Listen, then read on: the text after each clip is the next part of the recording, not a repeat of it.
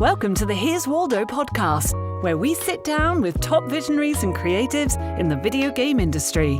Together, we'll unravel their journeys and learn more about the path they're forging ahead. Now, let's get started with the show. Hi, I'm Lizzie Mintis, founder and CEO of Here's Waldo Recruiting, a boutique video game recruitment firm. This is the Here's Waldo podcast. In every episode, we dive deep into conversations with creatives, founders, and executives about what it takes to be successful. You can expect to hear valuable lessons from their journey and get a glimpse into the future of the industry. This episode is brought to you by Here's Waldo Recruiting, a boutique recruitment firm for the video game industry. We value quality over quantity, transparency, communication, and diversity. We partner with companies, creatives, and programmers to understand the why behind their needs. We provide a white glove experience that ensures a win-win outcome. Today, we have Patrick, say your last name for me. Ascolese With us. I tried to recruit Patrick when I first started recruiting, and we've kept in touch close to 7 years later. Patrick has been in games and immersive tech since 2001. He founded Dark Arts Software, which is almost 10 years old. He's building a cool VR game and has some cool tech that is patent pending. Hopefully we can dive into a little bit more. He started his career with nearly a decade at Microsoft on Xbox, Kinect, and PC and Xbox games, and he consulted on HoloLens. He left Microsoft to start Camouflaj in 2011. He exited after their success with Iron Man VR, and Camouflaj went on to sell to Meta. He later worked on Vulcan's Holodome project and on a Pokemon game you've never heard of that 10 million people played. Let's get started. Thanks for being here after all these years, full circle. Can you share a small overview about what you're working on currently at Dark Arts? Yeah. So without going into too many details, I'm building a unique VR game that will be initially targeting the Oculus Quest 2, just given that it is the primary market. It's a active, visceral VR game with a music angle. And I don't think people will be surprised at what it is when they play it, but I do think they'll be surprised at how well it works, and why nobody had done it before. That's kind of, I think you as one of the lucky few who've tried it. What do you think? Do you think you would agree with that? Yeah, I'm excited for you to be able to talk to it more. Definitely. Cool. It has some familiar aspects with a twist. Yeah, for sure. Cool. I can say that, right? Oh, yeah. I mean, there have been around with all under NDA, but there's a good probably 50 people that have played it now. Oh, wow. So if not more, so I'm very, very close to the reveal. Right, a few more IP things to tidy up, and then I'm ready to go. I love it, and I'm so happy you're having a lot of external people's feedback. I just talked to this major studio, which I won't name, but nobody outside of their company has played their game, and they're set to ship in the next year. So good for serious. You. I was like, I can't even really hear that. That gives me a lot of anxiety. Well, sometimes the big companies have large staff and they can like flow through friends and family, but yeah, I feel like you have to go outside the walls. Well, it was no one outside of the studio. So yeah. Alarming stuff. Good for you. What inspired you to start this new venture?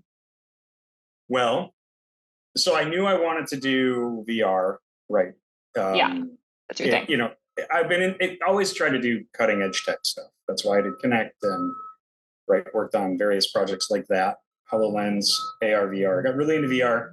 And when the freedom to start my own studio without just consulting, like Dark Arts has been around a while, but I primarily consulted and dabbled. With the ability to build a studio, I had a couple game ideas in mind. I have some zombies and other things that, and other game ideas that I was noodling on, but I don't know. I remember that the day, so I have some experience in the particular area that the game that I'm building is focused on. And one day it just hit me like a bolt of lightning that I have to do this. That was about 18 months ago, I'd say.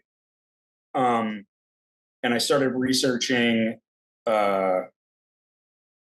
like candidates, and it just hit me, I have to do this. And I got really lucky. I found a video on YouTube that was a really good way to like sort of demonstrate. It was completely unrelated to VR, to gaming, to anything, to kind of demonstrate to somebody like what I wanted this thing to feel like. Yeah. So I started digging for animators because it's primarily an animation problem that I'm facing, a character animation problem at its core. And I started interviewing candidates from DigiPen, put out jobs on various websites like LinkedIn, work with indies, and ultimately found an animator who was technical. That's what I was looking for. Somebody who was more technical than necessarily like Disney quality animation content creation. And we just got started. And after and the team has grown. At its peak, I had 7. I'm at 5 right now. I had an intern and somebody I brought in to do the user research. So we've been cranking for a year, more than a year. I've been on this project full time in my mind for 2 years, right? And we have the demo. It's ready. We had shown it to a lot of people, and it's ready to go out and get a capital or publishing for it. Yeah, it hit me, Lizzie. The answer is I knew I had to do it. Yeah. You're a very entrepreneurial person. Like, And I there's think no doubt in my mind you're going to start something. When this game hit me, I'm kind of surprised it hasn't been done before, because there's other games in similar genres, but this one could only be done in VR. And to be fair, there has been like a dabble. There is a experience out there that is a bit of a dabble, and but given like my particular background with animation, I have a lot of animation experience, right? I know how to make things work on these mobile devices. The Quest 2 is a mobile headset. And I know a lot about like the activity that you're doing just through happenstance, through my, stuff I've done over the past 15 years. So I think it was sort of being lucky enough to kind of end up with the freedom, the financial freedom to be able to pull it off, right? Yeah. You hire people to do it. I think it's sort of like a just sort of lucky break that that it occurred to me to even do this in the first place. Like I have other game ideas that I was ready to go on, but they never really tickled me the way that this one did. So you think there's an aspect of luck? Do you believe in luck? I mean, I do think that I don't know that I believe in it as like a concept, as like a thing that is active, but I do think that a probability is real, and sometimes the unexpected is what happens. Yeah. Right. So I think the thing that I'm most lucky of is having this particular background to be able to do this was to actually come up with the idea. Right. Yeah. I think that's where the lucky part was. Like I could be 9 months into like a zombie shooter right now, or some other VR game. Right. Yeah. You do some exercise game, some other kind of music game. There's all kinds of experiences out there that I'm interested in building, but this is the only one that like I knew I had to. I like that you feel compelled. I always feel like the harder you work, the luckier you get. I mean, there are random people that you meet that change your life, that you sit next to or whatever, but also multiple. Yeah. What's been the biggest challenge that you've had to overcome in this new venture, and how did you navigate it? What did you learn? Well, I mean, I still have lots of challenges ahead of me. The biggest ones. Oh man, I don't know. Like every day I want to go to work, which is there's a lot. I think probably it's my own sort of enthusiasm can get ahead of like how fast I'm going.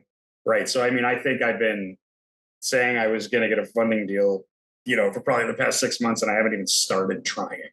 Right. Like, and that confuses people sometimes when I talk to them. They're like, "Oh, well, I thought you were gonna, I thought you were gonna show it. I thought you were gonna, have done this or done that." And I think that keeping the I don't know. I mean, it's hard to say. I've just done so much. Keeping it separated from my regular life is a challenge. Like it's important. It was important that I got an office like outside of the house so that I Yeah. could have space to do this. This it's VR. Like I have a bunch of stuff. I've got a bunch of equipment and I'm loud and I just needed to be able to put it down too. And if it was in my house, I would never stop.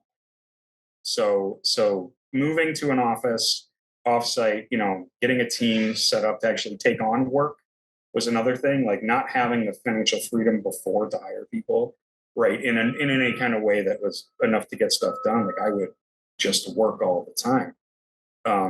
And so I think being able to step back a bit, I really was hard, but I've done it. Like I can't do everything. I can't be everywhere, and I have to sleep and like, be healthy. Yeah, entrepreneur problems. I was Yeah. working last night, and I always work out at night. Like this is my other priority. Hmm. But I was just on my work jack. Like when you get so into it and you're in this good flow. Like, okay, 10:30. It's 11. Like I need Yeah. to stop. But I Well, love and I it. wake up at 5:30 and 6 every day, like ready to go. Even if Really? I didn't, even because I want to go in. Oh, I but want to I get love it. started. I don't love 5:30 to 6 a.m. for anything. Like sometimes my Yeah. kids wake me up, but I'm like that there's a grouchy fox that sits on a bed. There's a meme about it. That's me for the first hour. I mean, I'm working on it, but my genius zone is night. So But my kids are a okay. little older. They've stopped getting up early. I get up early on that. That might change. I don't like that I wake up early. I just do, but I'm ready to go. I think I'm gonna try and do some experiments and see if I can get in that. I mean, in theory, if you can get all your important stuff done in the morning, then you're It didn't doing happen on better. purpose. It was like when I turned like 42 or something. It just started. Maybe I need to turn 42. Sooner or later. One of these days. I know I can say you're working in Unity. Tell Oh me yeah. about, okay, great. Tell me about your thoughts on the new pricing structure. So I do have to admit I haven't looked into it since they decided to redo the whole thing. Okay. But I didn't feel that it was as bad as I think it got made out to be. I think maybe the packaging was a big mess. Um, I probably spend more time on websites like Reddit than I should. And a lot of the commentators on there are really not professionals. They might just be dabblers who, but they're very vocal. Yeah. And so I read the whole thing. I read their whole post. I actually went and then like did the numbers and, figured out that, I mean, this is only one way to slice it, but like on the lucky chance that this game generates $10 million in revenue, I think I'd pay them $36,000. Right. Is what I calculated, which to me seems worth it. Right. I mean, how much is it going to cost you to build what they give you? Hundreds of millions of dollars. Okay. Right. Yeah. So I got involved with Unity when it was Unity 3. The last thing I love Unity, by the way. No comment on management, right? But I love what Unity is and where Unity came from, and was fortunate to meet the founders and stuff like when the company was still small and growing. Yeah. When I still worked at Microsoft, the very last project that I ever was on before I quit was called XNA Game Studio. And that was Microsoft's attempt at what they considered like an indie game platform. So, but all it really was, and it was great, don't get me wrong, was just a C# version of Microsoft's graphics programming language called DirectX. It's what they call the Xbox. It's the DirectX box. DirectX is extremely complicated. Just, you have to do all this setup work to draw objects, in code. But then if you want to write shaders, which I'm sure you've heard about, like you have to go do that. But now it's in C#, which while it's an easier language to learn than C++, which was the old DirectX model, it's still a complex programming language. It just doesn't have a lot of the it falls for power, frankly, that C++ had. So suddenly you get a slightly easier way to write graphics from scratch, right? This is Microsoft's XNA game studio, Where for Indies platform. Very common. I go to GDC in like 2010 or something, and I sit in all day. Maybe it might have been a few days Unity boot camp. I'd heard about it. C# based, GUI, excellent engine, snap, plug and play, right? And you could write C#, but you could do it like in this really easy way. And I came back and I said, so this is like 2011, right? Buy this company, so project's over, right? Buy Unity. They're amazing. The project's like, we don't have a product anymore. Like, we're done, right? And that's not like a bad thing, but it just is the case. Like that 10x better product is available. And nobody listened because it's Microsoft and I was a programmer. So I sat around and like didn't work because I knew there was no point. And I got put on that. I wasn't like asked to be put on that. We should connect. And then they kind of just, we got some new VP or something, and they kind of just started moving us around based on our resumes and what we knew how to do. So I got put on that because I know a lot about low level code and graphics and all this. So that was it. And then I was just kind of like depressed, not happy working there. I'd started talking to this guy named Ryan Payton. We got connected through another coworker. He was like a designer. He was thinking about leaving to do a studio. I was interested in leaving to do a studio. But I was just bummed about working there. I'd been there almost a decade. And I had been applying for Italian citizenship because I qualified for dual citizenship. And one day I'm like at home, like lying in bed. I think I have like a sinus infection, and I go to check the mailbox, and my Italian citizenship had come in. And it was like, I'm quitting, right? I'm quitting and moving to Italy. And so Ryan was like, hey, do you still want to work on this? And I'm like, yeah. So I started working on our game idea, like during that whole transition and travel to Italy, sell the house, do everything. Wasn't sure if I was coming back. But anyway, to tie it back in, we were looking at Unity and Unreal at that point. Unreal was a completely different thing than it is today. It was still like a extremely powerful graphics oriented engine, but from a user perspective, it was much more complex. So Ryan and I are talking, hey, here's our goals for this game. We want to do a mobile game. We want it to be AAA quality. We want it to have like really high quality facial animation. And I started investigating Unity and Unreal. And I'm like, well, if I go with Unity, it's like a little bit of an unknown because they're kind of new, but it was Unity 3. And it looks like I can just do this. Like I just need an artist. I could do all the code and everything on my own. And then on the Unreal side, I was looking at it. I'm like, I need at least 2, if not 3, like at least mid-level engineers if I use that at the time. Yeah. So we go with Unity, and here we are 10 years later. Just about every project I've worked on since I left Microsoft, the exception of one, was built on Unity. And throughout the process, because we were close to them, I got to meet them all at various events, and they were extremely supportive. And I mean the original guys, like a lot of them are gone because of the going public. But it was a really amazing experience. And I don't think that the general public of like new and up and coming, even gaming professionals, understands like how incredibly difficult it is to write anything that draws 3D stuff on the screen from scratch. Like it is incredibly difficult, let alone physics, a game loop, memory management, right? Audio, everything else that it does. Like you go on a Reddit group about graphics, and people will spend 6 months to like get an object loaded in and animated, right, with lighting, right? And these guys know what they're doing, right? So I suspect that Unity, and I don't know Unreal as well, so I can't comment, but I suspect that Unity may be one of, if not the most complex singular pieces of software that has ever been created. right? So besides like Windows, right, and some like operating systems, I would not be surprised if it's like the singular most complex piece of software available. When you plug everything in the Greek plug, right? It's huge. And Yeah. I know Unreal is similar. I just don't know with as much depth. Like I can't quantify. But at least in terms of like publicly available stuff, bigger than 3ds Max and ZBrush and these other art tools that we all use, Blender, those things are very small, relatively speaking.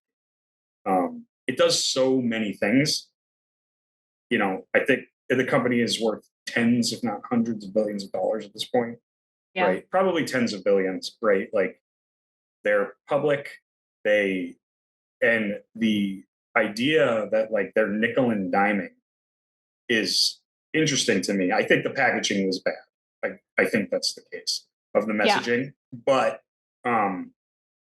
you can't make a game from scratch without them unless you have your own engine or you're going to go spend millions upon millions of dollars.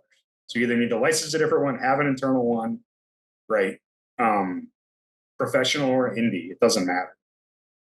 So I think the true truth is that a lot of deep wells have been dug using Unity, and most of the wells are empty and dry. They're shallow, but there's a few big success stories that have cashed in a big way, and that Unity has really fueled a lot of the success of, given that they've created all the tools, right? So you want to create your vision for your game, you need they're the toolbox, right?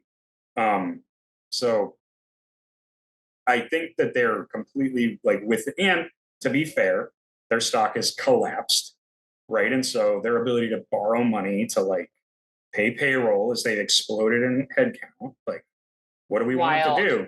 Do we want them to lay those people off, or do we want the people that are actually making money using their stuff to, you know, pony up a little bit more? And I think that's reasonable. Like if my number, maybe I'm wrong and it's $300,000 that I would have to pay them if my game made $10 million. Maybe I'm off by a factor of 10. Still, that's like one high-end engineer from Google that I could steal. You know what I mean? If I managed to, right? Yeah. It's not like 10%. The price, I can't say, I don't want to talk about the old pricing model because I know they've changed it. And it's not accurate anymore. But I think they are bowing to the will of the publicity, which is what they should do. They should. Because it came out really bad. But I mean, if you weren't making a lot of money and also had moved a lot of copies, you don't pay them. You can move a lot of copies for free, you don't pay them in the old model. You make a lot of money. If you make if you sell 2 copies and make a lot of money because you charge $500,000 per copy, nobody's gonna buy it. But you charge, if you don't sell 200,000 units, no matter how much money you make, you don't pay them. It has to be both. And it's after that it starts. And then that was how it worked. And there's a lot more detail, but I won't go into the minutiae because, like I said, they changed. I feel like I have a different perspective sometimes as a business owner. Yeah. Do you want all these people laid off? Do you want to increase the price? Do you want to lay off nobody and have the whole company shut down? I always think about that when people complain, but those are sometimes unpopular opinions. So. And I'm not gonna comment on like my opinions on their management because I'm familiar with some of them, but like I think there's a general opinion out there that like maybe they're out of touch with the vast majority of the people using the product, and probably could have done a better job explaining to them that it wasn't going to affect them because most of the people using it don't actually get affected. And so they kind of just dropped it and they did all these things that people perceived as underhanded and sneaky. And I think that's their fault. But, the true truth is it wasn't really going to hurt anybody. They did it in a way that mattered materially, Yeah. I mean, it does make sense to pay for this tool that costs so much and everybody is changing their pricing to some degree. Okay, tell me more about Camouflaj. So you met Ryan, and how did you come up with the initial idea? I know you raised money on Kickstarter, which is probably was unique at the time, right? Walk me through early Yeah, days, how you funded, how you grew your team?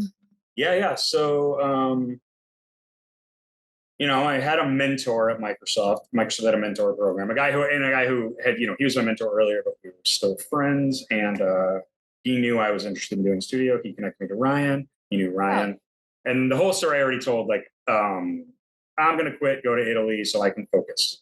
Yeah. And we didn't really know what was going to happen. We actually had another game idea before the Republic game that was smaller, but unique. And it was Ryan, both games were Ryan's idea, like top to bottom, like from the concept standpoint, right? Yeah. The other game, I don't know if I can tell exactly what it was, but it was Japanese inspired story, right? Neat gameplay, but a lot simpler, like top down kind of puzzly. And we were targeting phone. And then his sort of bigger idea was this stealth dystopian world where, the and this idea resonated with me. The idea that resonated with me, well, I guess okay, so that's the idea for the game. We're still at Microsoft. I quit. I do the Italy thing. I'm like working on it, like as we're like traveling around Sicily, like, on the side. Like it's so hard to get internet there. That place is second world as far as I'm concerned. Like it's beautiful, but like they have everything. It just doesn't really work properly. Right. So I get working on it. We're meeting every day. It's going great. We hire another DigiPen master student who lived. He was Brazilian. I can't remember. I think he was living in Redmond at the time. I can't remember if he was back in Brazil because I was in Italy. But anyway, he was the first person we hired. And so like day to day, we're working remotely, like I do with my team now. Right. Got some of my teams in Italy, some of my teams in Massachusetts. And then after a while, we kind of decide we want to do this other project that's bigger. And, that's when I really had that Unity versus Unreal talk. We had this high quality facial animation goals. We wanted to go to the phone. And like, that was a big thing. Unity was really all about the phone because they were a Mac product. Unity was only available on Mac up until about the time we were on. So anyway, we're working on that every day. And, I'm working late nights trying to build it. It's this stealth thing. When the story really tickled me, like you're you looking through the computer, through the cameras in this facility where this woman is trapped. And she's communicating with you. So while you're telling her where to go, the theory is that she's not a puppet like she would be in a lot of these other games. Like like most games, right? Like you're not controlling her with the controller. You're saying, hey, there's a guard around the corner. My way of sort of describing it is if people watch that scene in The Matrix where Neo is still, Mr. Anderson sitting in his cube and he gets the call from Morpheus and it's like, they're coming. Go into the next cube, right? Like it's that sort of idea. And I thought that was a really cool idea. So we went ahead and built it. Ryan put in all the money I think he had ever made from his, time at Microsoft and before. I was doing it for sweat. So like, I was like, well, this, my paycheck would be this much if I went to Microsoft. So like, that's how much unit I'm going to buy with it. We had a little bit of investment from like his dad and another fella who Ryan had known before. So that's how we got it started. And, that was like just enough to like get going and hire like a small team. And then we knew we needed more money. And Ryan did all of this stuff. He did all of the financing, publicity. But the Kickstarter was like our kind of like we thought was our golden ticket because it's no real strings attached, right? So 500 grand we asked for. We get it in the last 24 hours. It was the most insane, stressful 30 days of my life. And there's been a few stressful 30-day periods. We were the biggest comeback ever at the time, I guess, because we got it in the last day. It was like 200 grand in like less than a week or something like that. And we landed with 555,000 and change. We had some pretty lofty promises for our backer rewards. We were going to do custom phone cases, all this. And here's where some of the disagreements begin. I was like, we got the money, buy the phone cases so we know how much we have left. Maybe it didn't happen. So anyway, at that point we started staffing, and we staffed a team of 25 over the next, years. So I came back from Italy. So I spent a year there, spent the next year working on it. The game was eventually as the project went along, we're like, well, we have to ship it as episodes. It's too big to ship the whole thing. And around the time that like the full set, the game mechanics were basically all done, and like the first episode, chapter, or whatever we called it, was almost done. It wasn't in the can yet. Like there was stuff to do still. And I was very much of the opinion, let's ship it as a beta like Minecraft. Because Minecraft had recently started that sort of trend. There wasn't early access or any of this stuff yet. Right? It was you finish, you ship. And I was like, Ryan, we need to go. Like, we don't have good user research. We had some, don't get me wrong. I'm not saying we had none.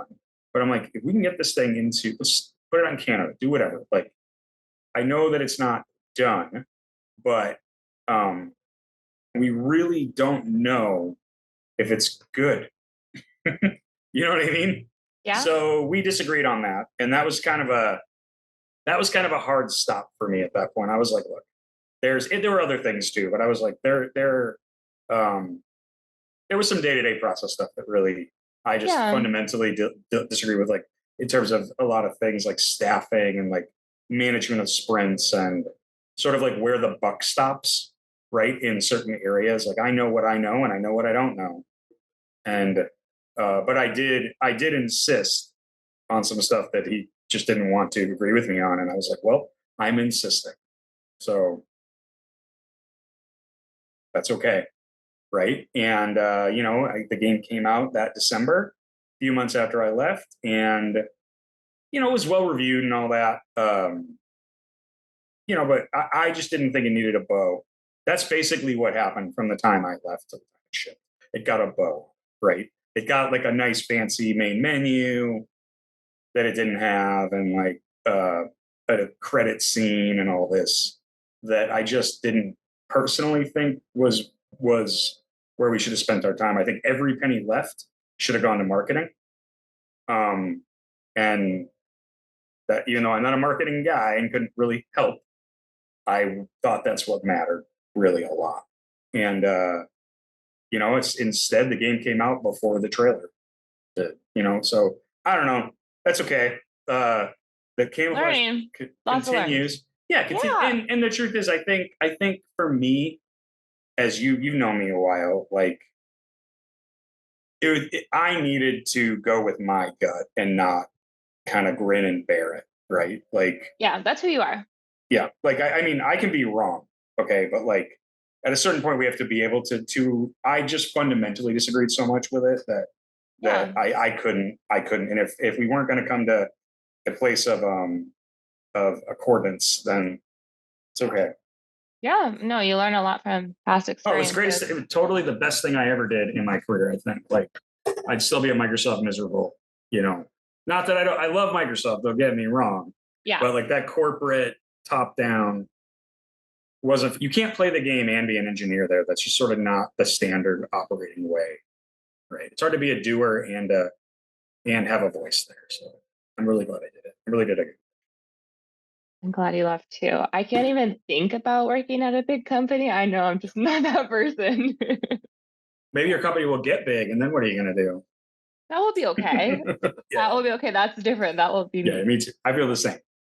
Yeah, definitely have some similarities. What trends do you see in the gaming industry right now, and how do you want to weave those into what you're doing? Well, I am a little bit disconnected from what I would call like traditional gaming right now. I really focus on the VR and AR stuff. Okay. In but the XR I do, industry, yeah. But I do also. I mean, I haven't played Starfield, but like I'm following along and like I watch my brother-in-law play it. Like I think the XR, AR, VR world is having a little bit of a resurgence in interest. And I think it's a little bit. I can't figure out why exactly. I know there's things like Apple is playing along. Big one. But it's like just because they're in, people are excited again. Also, I do think that, it's just been a slow growth into maturity. And, there are a bunch of studios now that have actually made money and make good games. And I think it's starting to mature the way that the console industry has and the PC gaming industry has. It's not mature. It's maturing. It's like a 16-year-old who has good days and bad days. Kind I of. was going to say that think too. about it. Like it could probably, like, you could drive. It could drive, but you don't really want to be in the passenger seat necessarily, right? Like, so I mean, I have been a believer the whole time, and I've been going the whole time. We were lucky when I went to Presence Labs, which was another VR startup that I went to after the whole Camouflaj and other stuff. Like, this is 2015, 2016. Like, our game moved over 1 million times. Just was free, and we had in-app purchase, but like that was just coming on. It wasn't enough to float the company for the founder's own like personal interest, right? And there were no controllers yet. It was like a snap-in Samsung phone, and like all you could do is tap this one button. And then when they got controllers, they only rotated, they didn't move. And the truth, to get it back to the maturing sort of train, like, I really, as much as I'm glad that Meta, Facebook is involved here because they're a big player with big money, Big money. I think they have a long way to go in terms of like understanding sort of the market that they're trying to build, as opposed to just like throwing stuff at the wall and making it gamer focused. I think Valve and HTC, if it wasn't for them, I don't think the Oculus product would be very good. And I know it's not even called Oculus anymore, which I also think is weird because it's such a great name, right? For what it actually is. But I think, they didn't get that it wasn't going to be just seated experiences for a while.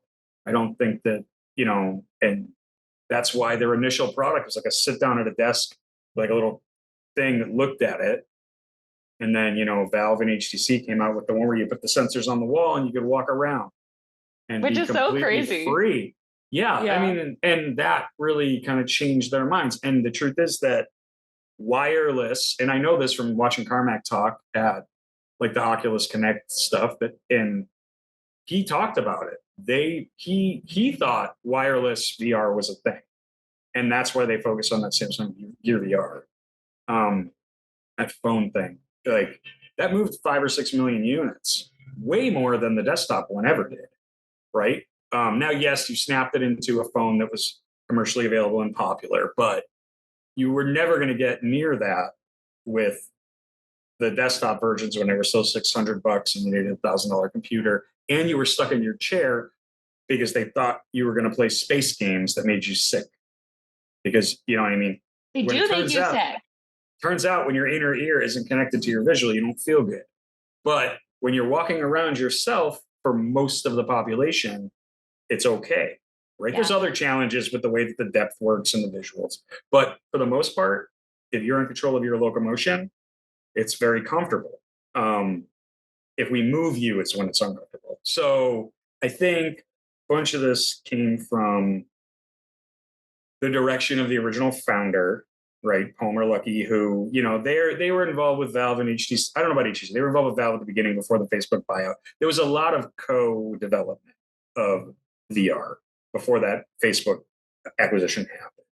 And so you saw that split, and I think it was good. I think the fact that HTC and Valve continued in a parallel but different, in a divergent path than Oculus, made both things better. Yeah. Right? If it wasn't for HTC, I don't think that the Oculus product would have been as good. But I do think, hey, they nailed it on wireless, right? Like, they are the reason why you don't need to have a wire or sensors anymore. And that is a game changer. So anyway, I think with Apple in the picture, people are interested in it again. I look at the Quest 3, which is about to come out, and I'm like, cool. But what game, what app, what experience, what utility, what is the thing that makes me want it over the old one. And obviously it's a better product, but like I don't feel the need to get one for home yet.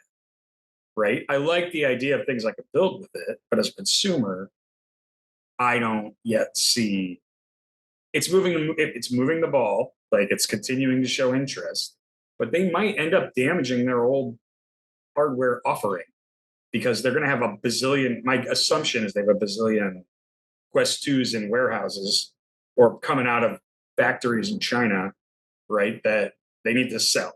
And is it going to hurt selling those because this one's there? And if so, why?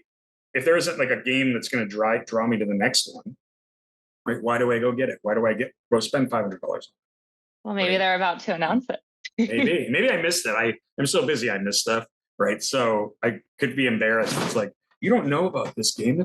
I mean, I know it comes with Asgard's Wrath 2, which it's fine. It's cool. Okay, I don't know either, but maybe we both don't know. We'll find out soon. Somebody knows what they're building. Yeah, absolutely. It's hard to move a new device of any sort without a killer app. Period. Yeah, it's just hard, right?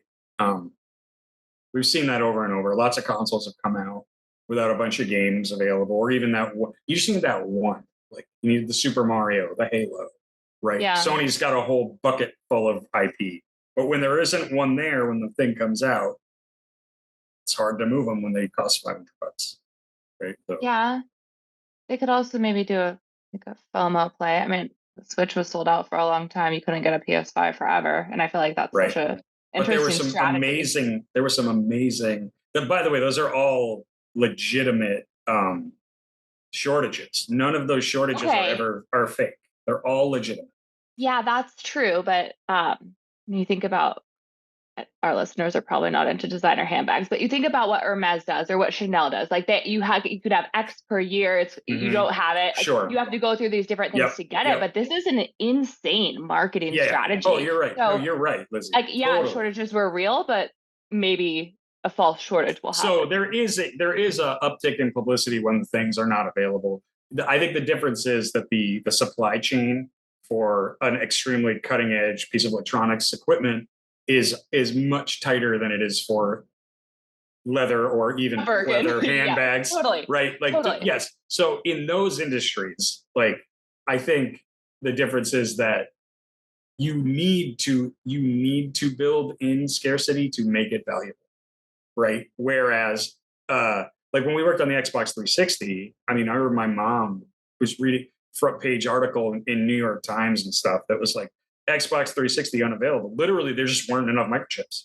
There were not enough parts. They were failing too often coming off the line. We could not make them fast enough. And they were such a huge demand. And that's the same thing that happened with the PlayStation 5. That happened during the microchip shortage. It's why you couldn't get a car. Right. It's why you couldn't get a car that was under 70 grand that used to be 30 grand. Right. Wild times. It's that stuff. So, but it does build buzz. Absolutely. But to be fair, the PlayStation 5 had a bunch of awesome launch titles. Right. Yeah. It had the new Dark Souls remake and it had Spider-Man.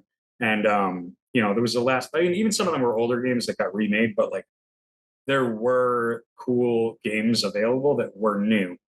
Right.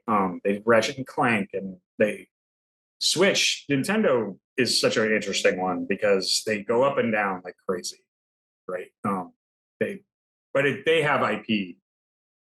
As long as they build, like even the one that flopped the Wii U, like if there had been like a Zelda game or like a new Mario game out of the gate, it would have sold even if the machine was kind of crummy. Right. Like, they've shown that before, like with the GameCube. The GameCube had one of the big Zelda titles, but aside from that, nothing really happened very much on it. And but the Wii U, I don't know what ever kind of happened. I don't know that they sold almost any of it. Because you'll have to Reddit that one tonight. Yeah, I guess. You will, for sure. What do you think? It's going to be in my brain. Yeah, no, I've planted the seed. Yeah, let me know what you find out. Mm-hmm. What do you think the recipe for a really successful game is? And do you think that this Pokemon game that sold 10 million copies sold it because of some specific aspect, or is that aspect just that it's Pokemon? It was that, and it Okay. was free, and it was free, and it was Pokemon, and it Yeah. was on phones, so you didn't Okay. have to like. So Nintendo, contrary to popular belief, Nintendo does not outright own Pokemon, but because they own 51% of the Game Freak company, which owns Pokemon, they had always locked it to Nintendo's hardware. And then when the phone thing finally happened, Pokemon was interested in moving over there, right? So basically, that title, my understanding, it was called Camp Pokemon, and it's funny. Just the other day, like YouTube was like, the Pokemon game you never played. Like somebody made a video about it. Oh. And so it was so basically like the recipe for that was simple, fun gameplay, nothing complicated. This was not a deep Pokemon game. This was a like get you in to the Pokemon world if you're a kid, right, who hasn't experienced it before. That was their goal. But the recipe there was Pokemon. Like, let's be fair. It could have been terrible. It would have been downloaded a gazillion times. Probably the same number of times, right? Free and Pokemon and on your phone. It's in your hand, right? It was a precursor to Pokemon Go. Okay, And that was my question. Technically was the second Pokemon game come on a phone because very shortly before we shipped it, a different Pokemon game shipped right there, like a card-based one. But it was like a bunch of mini games on an island. It was called Camp Pokemon, and the whole theory was, from my understanding, I don't work at Pokemon, and I do not represent in any way what they actually were thinking. But my understanding was they were like, we think our audience is aging out because they're primarily over 30, and we need to introduce, and it's complex, it's deep, you have to know a lot, and they wanted to introduce it to a younger audience, kids who get their hands on the parents' phone. It's just mini games, and it teaches you like I'm going to get it wrong, like plant beats water beats. I don't know. Like there's like plant and water and certain like things about Pokemons where like, little games that you learn these like very basic sort of underpinning features of Pokemon. Right. And that was the goal. The goal was to build something there to introduce a new audience as the older audience stopped participating. And then we did this little game with a flick where you like flick a ball, kind of similar to what's in Pokemon Go. It was more like a carnival game, like you're flicking them at like Pokemon's that go by. But turns out when Pokemon Go came out that 40-year-olds will walk around the streets in people's backyards with their phones out. Like the other audience wasn't aging out. But, they thought they might. So they were covering all bases, I guess. That was one of the best times in life. I love to people watch. People watching is my top activity. And Pokemon Go brought people who never go really out of their homes outside. Totally. And I remember going to Cal Anderson Park in Seattle. That's like my heaven. I hope there's another Pokemon Go. And the stories of people trespassing is amazing. Yeah. So it's funny, when I was at that previous VR company where we did the Gear VR game Groover, we had a previous idea to do like a geolocation based VR app. And I went to, I forget which, I want to say it was Game Developer Conference, but I was on the expo floor trying to get Niantic's attention because they made this previous game called Ingress, which is similar. Yeah. And they have all this tech and all these maps and everything in their back end. So, on behalf of our owner at the time, like I was there, like meeting them and trying to talk to them, and they just never, ever responded. Lo and behold, it's because they were focused on Pokemon Go, right? Yeah. They were not interested in us. They had this big thing going, right? So, it could happen again. I mean, I know they tried to do a Harry Potter one. Yeah, I didn't hear anything about that. Yeah, which is interesting. People love Harry Potter. Totally. And Niantic is doing cool stuff. And the Pokemon Company International over in Bellevue now, I mean, people work, it's cool. They're growing it, right? My kids are starting to get into Pokemon. They're like, 6, 9, and one of them came on with Pokemon cards the other day, and I'm like, yeah, okay. Wow. Well, Do you tell them that you made the game? I do, and I can't even show it to them because it's not. I can show them a YouTube video, right? But like, I don't. It's not around anymore. I think they pulled it because it was free, and like, why support something when Pokemon Go is just crushing it? You know. Also, I think I'm guessing that it could cause some confusion in the App Store, right? Yeah. Like, which one is the one that I download for my kid, right? Totally. What advice would you give to somebody that wants to start their own company, VR or not? Don't use Unity. Just write something from scratch. Okay, 6 good years advice. from now, 6 years from now, you'll have a really poor graphics engine, and somebody that wants to start VR specifically, or just gaming. You tell me. This is an open-ended question. Yeah. Answer as you see best. I mean, don't reinvent the wheel. Use the tools for sure. I'll start with that. Like, if you have an idea, do everything you can to like get to the idea, right? Paint the picture for whoever's helping you clear enough that they can build your vision. Or if you're hiring, be careful. So I'm assuming, like, you either are going to do it all yourself or you can like get helpers, so one way or the other, right? If you have a really solid idea, though, that's my number one advice, is like, there's so many ways to skip over a lot of the hard stuff that we used to have to do to execute on the vision. Doesn't mean you don't need technical people in depth, but to get it just to prove it, right? Like, get there as quickly as possible.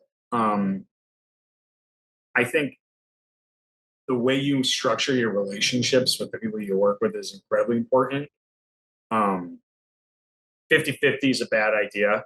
Like, 49-51 is a better idea than 50-50, right? Make sure that's, you don't want to get killed by paper cuts. If you bring multiple people in to work on the project with you that are sweating now I'm talking business stuff, that are sweating their equity. Yeah. It has to all be vested, right? Like, they can't just get 12%, 15, 33% if you have 3 people, and then decide they're done in 2 months or a year and walk away with everything, right? Like, structure that stuff, have it written down.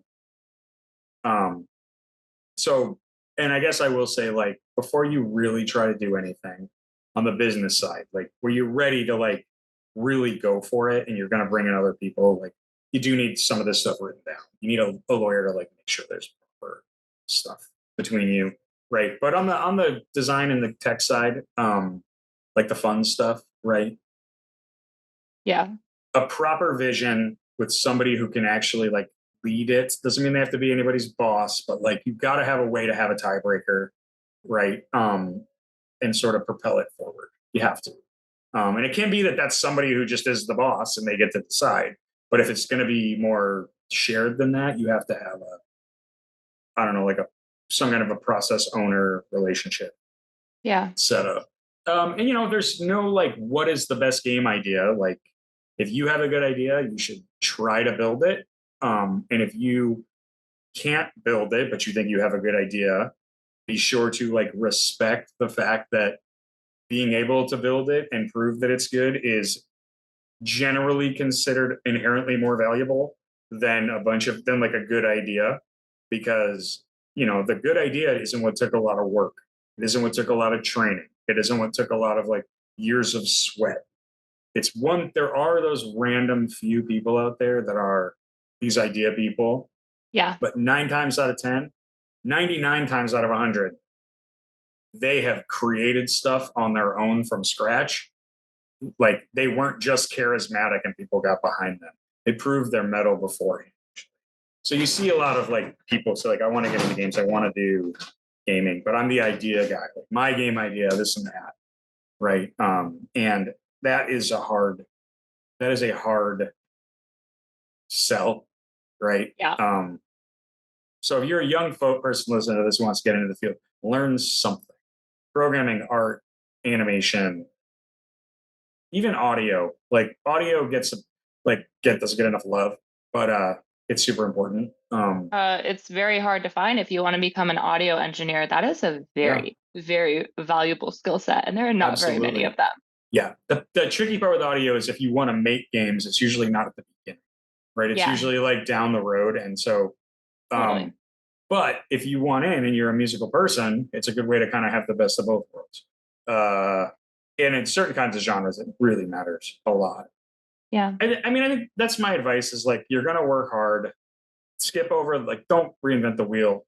The tools are there. Like, it's not even a toolbox anymore. It's like, you have access to like a workshop, like with everything you could ever imagine to build these games. And when I was coming up, like I'm fortunate to have them come along after I had.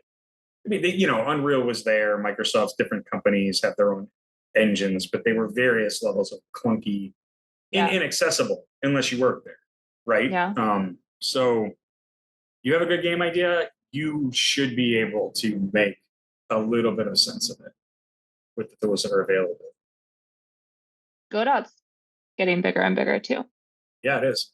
And I think they're riding a little bit of that Unity wave that happened. 100%. Oh, yeah. Good for them. Good for them. I mean, I think the competition is good. I think what Unreal's doing in like the cinematic space is incredible. Like they're like, we don't have to only make games. And I haven't played with Godot, but like I keep hearing a bunch of good stuff about it. Yeah. So I'm just too far along and too invested to like I can't distract myself. Totally. You know? Yeah.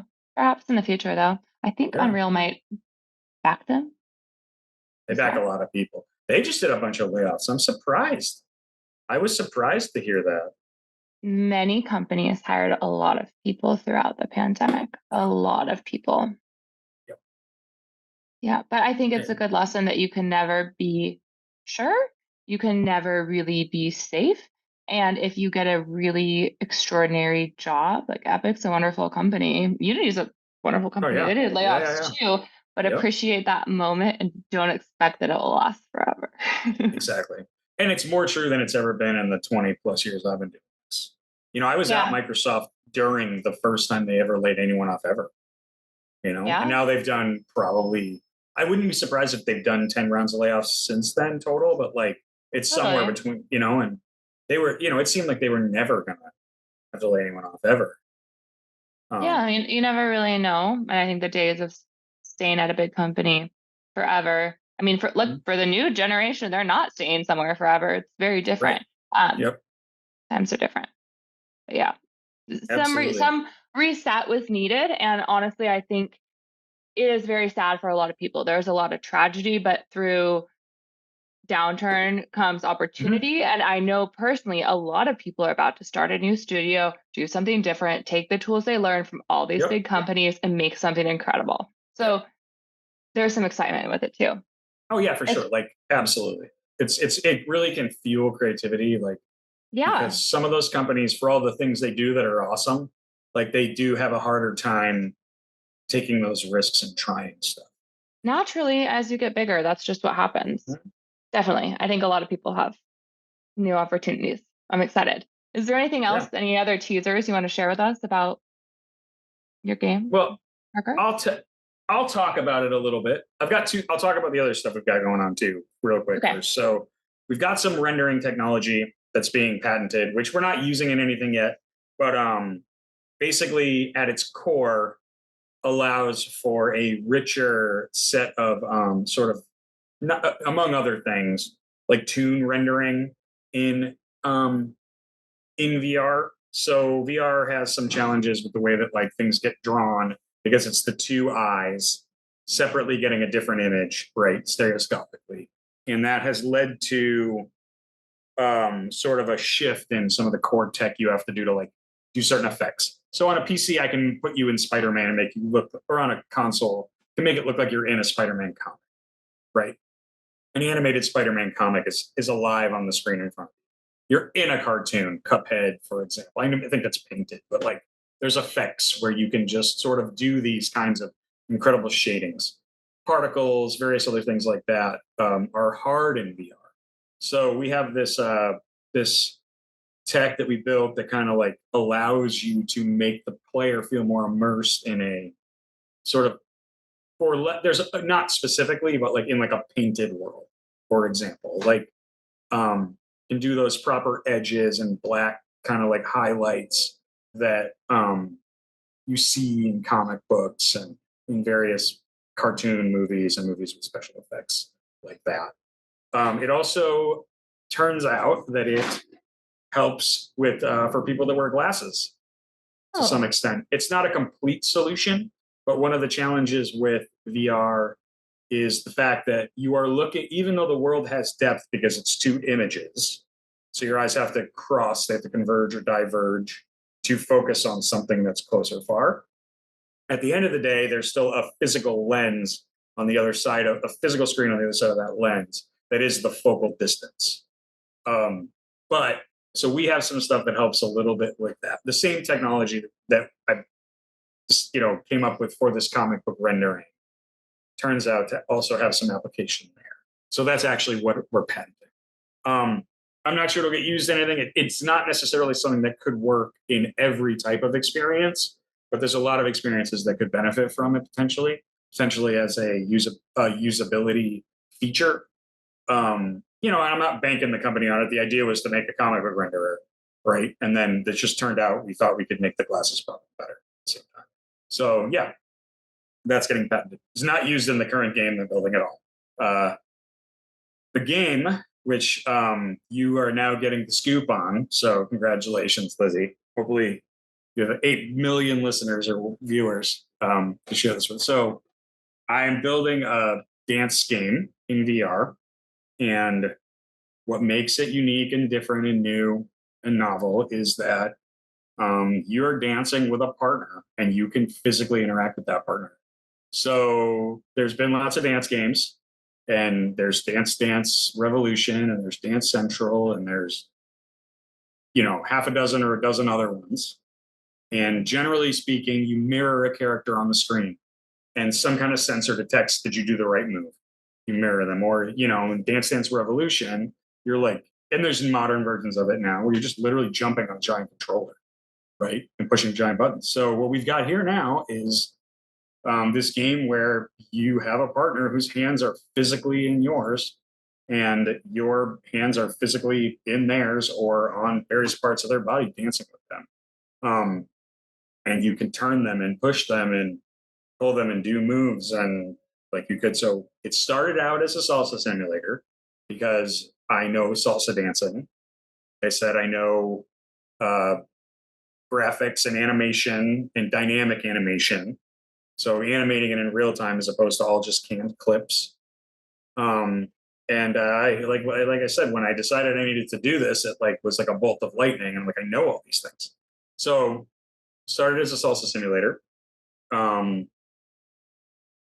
And it has evolved. It is beyond, and I never intended the game to be a salsa simulator, but it made sense to use salsa as the first dance. Yeah. It's also the world's most popular partner dance. Right. So it's more popular than tango and bachata and swing. Across the world, it's the most widely known, and in the US as well. And it's the one I happen to know the best. I probably would have went with a different one if I knew it better. If I knew swing better, I probably would have done that. But the point is, hired this animator in Italy, and we started going for it. And, months and months of just trying stuff. Right. And eventually partnered with a friend of mine who is an art director at a video game studio, is also a dancer, and is also sponsored by a specific motion capture company, and she had access to mocap suit. So I borrowed that to do a bunch of shoots, to collect data to animate the character with. I have hired, the initial thing I did even before that, there's been some ML advancements. So there are these tools like Plask, and there's another one where you can dance in front of a camera. You don't even need a green screen. And you send it up to the cloud, and single person, now, you can just do dance moves or whatever animation, whatever you want, and you get back an animated character skeleton. And just like you would use in a game where you would hand animate or you would get from mocap before. So I hired a professional dancer in the area. The guy's really great. He's a teacher, wins all kinds of awards, to come to my old office. And, he did the follow moves as if he was, you know, the follower, but without a partner. And then he would do the lead moves. And he had a sweater or like a long sleeve shirt. So like whenever he was the lead, like I think I had him have the long sleeves on. And like, so I could just look at the video and know, okay, this is a follow upload. Yeah. This is a lead uploaded. So he kind of just, we marked the floor and he tried to hold his body is the right way. And we collected all that and got some animations and put it in and started going. Got a character model that was just like a basic mannequin kind of a thing. As a friend of mine, it was her model, the same person, the art director. And we eventually kind of got it working after like just tons of trial and error. And then, from there, built in. So this is me kind of directing. I'm like, listen, you can tell my animator, I'm going to pay for you to take salsa classes. Find salsa classes, because he was in Italy. So like we talk for an hour. His day's over, right? I'm like, well, tomorrow do this, right? Try that. Anyway, we tried all kinds of things, all kinds of machine learning, all kinds of various techniques, and eventually, we just kind of body checked it into working through just hammering and retrying and retrying. And at a certain point, I was ready to grow the team and hired my first hire after animator in Italy was a woman in Massachusetts. She's a tech artist, but she does all the concept art. She's also a regular artist, like a traditional artist. So and can code. So she does all the concepts. She did all the brought her on. She did the first environment, right? So we have an environment like a dance hall you dance in. She does like my logo refresh. She did a bunch of the effects that are in there, a little bit of the code here and there, like some of like the loading and unloading kind of underpinnings. So after that, it's like, okay, things are starting to move along, starting to look good. Got a character. We have a character you dance with now, and put some songs in, some music that we just chose. It was all unlicensed. So this is what the main reason why I haven't shown it yet. It's all been behind closed doors. But it's a full experience now. You can get in there. This partner walks up to you. She looks great. The environment looks great. Talks to you. We did a bunch of voiceover with a woman I used to be in a band with. Has a great voice. And so she's the voice of this character. So once we got the dancing working, it was like, now we go. Right. So did a dynamic dress that, when she twirls, it spins, does all that. And built a couple of little special effects I don't know if you've seen yet, because I really want it to be more than just a dance simulator. I wanted to have that sort of video game pizzazz that you get in fighting games and other games, right? So there's like a whole array of special moves and things that we're going to build in as well. Once, there's combos and awards. Anyway, so we have a 3-minute experience where, you dance this partner who approaches you, offers you her hand, you take it, and you're the leader, and you're spinning her and controlling the dance, and she will prompt you to do things if you don't. And it's every single person I've put in it, as far as I could tell, has smiled. And I really think it's going to work. So the demo's good. The demo is clear as day. You can see what I'm trying to sell you here, right? Like, and you can see all these different visions for how it could go, being a teacher game, dance teacher game, kind of like super dance revolution type experience with a partner, learning how to dance, arcade mode, right? Challenge mode, exercise mode, all these things will be available. I like it. Yeah, so that's what's happening. And it's been really cool, and I'm really excited, and I can't wait to start showing it to the public soon. I have a couple more things that need to get buttoned up, but I'd be willing to start showing it off. From a legal perspective, I just want to make sure everything in there is mine. No music that's unlicensed. That's the only thing left. Once that's done, I've got a song that's being written. Once that's in, Okay. we'll start really showing it to people. Yeah. Yeah, you'll have people knocking down your door and you'll decide. I'm just I sure hope so. manifesting for you. I hope That's so. what you have to do. That's all you have to do. That's it. It's that simple. It's not simple. It'll take a while. But I do think there's going to be an appetite for this. I do think that VR but I know we're running over a little bit, but VR is not about being something that you're not. Okay. There is room for that. VR is about enhancing what you are. So Call of Duty, Halo, every fantasy game ever, Grand Theft Auto, Cyberpunk, Starfield, you are this superhuman or you're magical, right? And you could just do these things that humans can't do. Yeah. And the sort of metaverse that we envision that's being sort of sold to us by Meta and some of these other companies, what they're actually selling is the Matrix or the metaverse from some of these novels, right? Ready Player One. And we're just not there with VR headsets. We're very far from that still. That's when like you're jacked in and all of your senses are controlled by the computer, right? What we have now though is we have like a really good visual and audio and controllers. Like they can tell systems that can tell where you are physically. But Right. you're not a soldier. You can't like do a barrel. You can't like dive across the floor and like throw yourself into cover when you're getting attacked by, some wild monster or soldier or something. It's not what it is. So that those games don't work as well as they do in a console where you press a button. So that's why I like this idea of dancing and other sort of simulators like that. Everybody can do this. Anybody who has their, general capacity to be Right. upright and moving around can go to a wedding and have fun spinning a partner, right? And so we could take that to the next level. There is some advancement into the sort of more rich VR. It's happening in location-based VR. So like Sandbox VR is doing really cool stuff where you can go become like a zombie hunter or do Star Trek, or they're going to do Squid Game and all that, where you wear like those haptic packs and it's more intense, and they have a good setup for it. You have a lot more space, right? And you're physically co-located with other people, which is really cool. But still, it's a far cry from like being able to like jump over a wall and like fire a rocket launcher and like jump 15 feet in the air and not like vomit. Same with the spaceship simulators. They're really hard to do. They're so hard. That was my first VR experience, and I had to take it off of my head and sit down on the ground.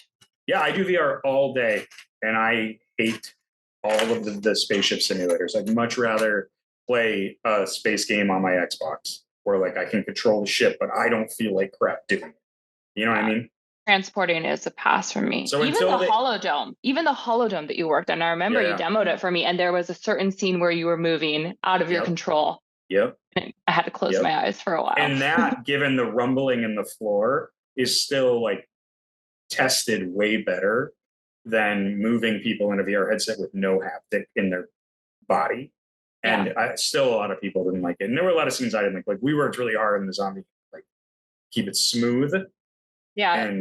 But yeah, it's true. Yeah, there are people who can't play console games either. Like you get car sick sitting in the back seat, looking at your phone. You probably can't play a game you probably can't play a first person shooter because you'll get it. I hadn't thought about that. Yeah. Well, I don't get. But it's if you're that, you know what I mean, like that experience of being. Yeah, it's a sensitivity thing for sure. Yeah. VR is definitely not for you. Totally. If you can't like read a book or be on your phone in the car, VR is not. Right. Yeah. It's just you're probably not wired for your body to enjoy that experience, unfortunately. Yeah. Perhaps in the future they'll figure something out. I have one last question before I ask it. I want to point people to your website, darkartssoftware.com. The last question is, who has made the biggest impact on your career, or what people, or multiple people, a person, and what's the best advice they've given you? Well, you didn't prep me for that one. Okay. Ask that one more time. Biggest impact Who, on my career? yeah, who's been your biggest mentor, inspiration? Who's Mhm. made the biggest impact on your career and why? What Okay. did they tell you that was so impactful or show you, or how did they Yeah. influence you? I think I'm going to have a couple. I think I'm going to have a Yeah. couple because I'm like, so I mean, this is a long time ago, right? But I had some managers and mentors early in my career at Microsoft, a few of them. So, geez, I feel kind of weird like saying their names without them knowing it's coming. So, yeah, there's a bunch of like early like mentors.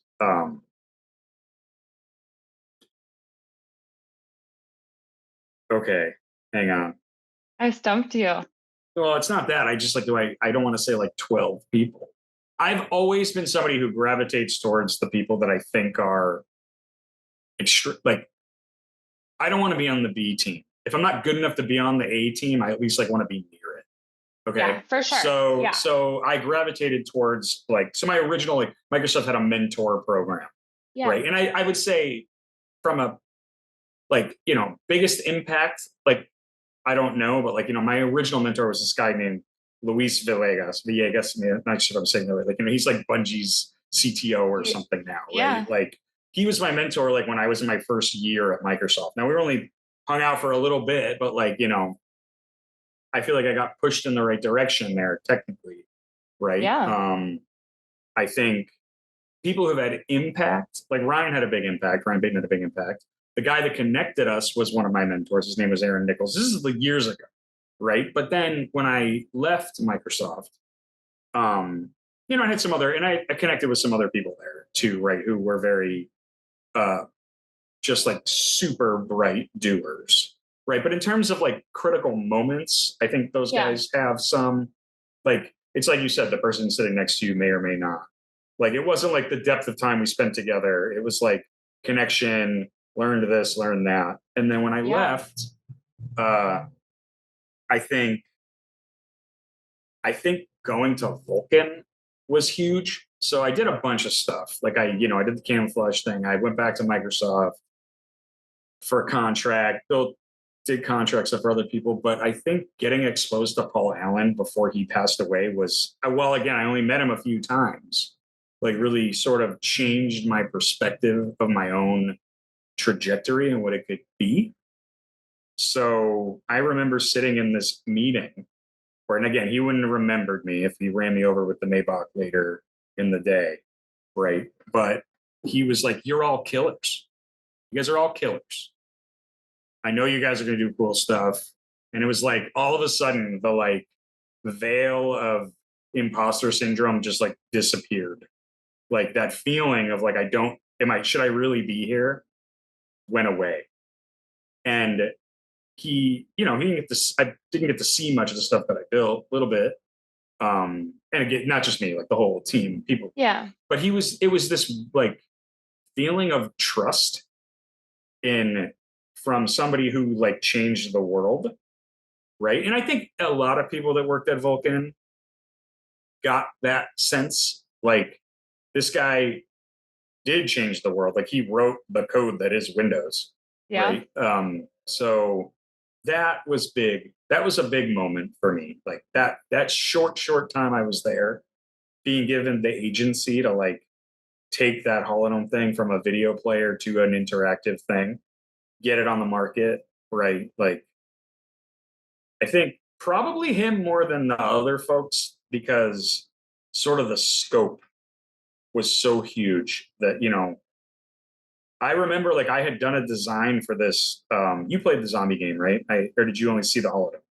No, I only saw the hologram, no zombie game. Okay, so the zombie game, we did a lot of work to get rid of that like sickness that you probably experienced. But anyway, I had done a bunch of game design docs. One was a robot shooter, where kind of like the Boston Dynamics robots. It Yeah. was like that. It was like we're going to build the robot game. Why are we doing robots? Well, robots are easier to render, right? They aren't as hard as skin and deforming characters. And I'm like, well, it just gives us a better opportunity to make a lot of them. And you know, they were like Paul wants a zombie shooter. All right. we're building a zombie shooter instead. Same Zombie shooter it is. Same general kind of like design.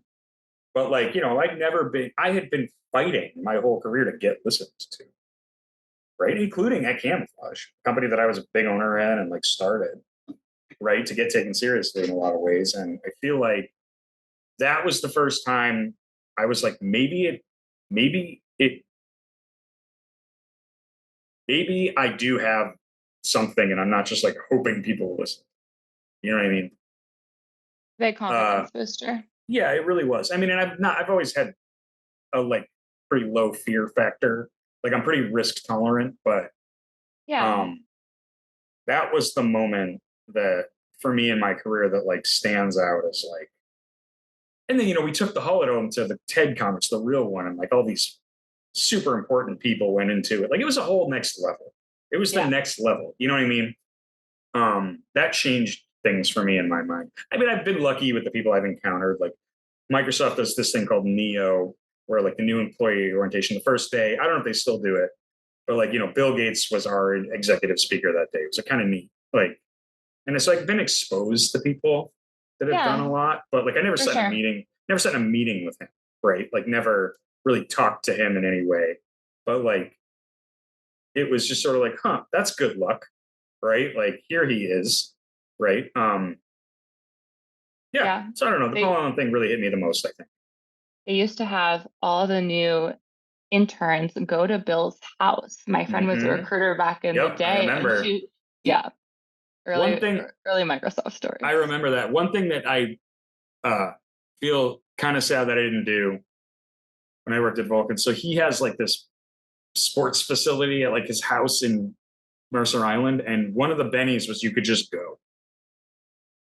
And then when he passed away, of course, they were coming, which I totally get. I 100% respect the family there.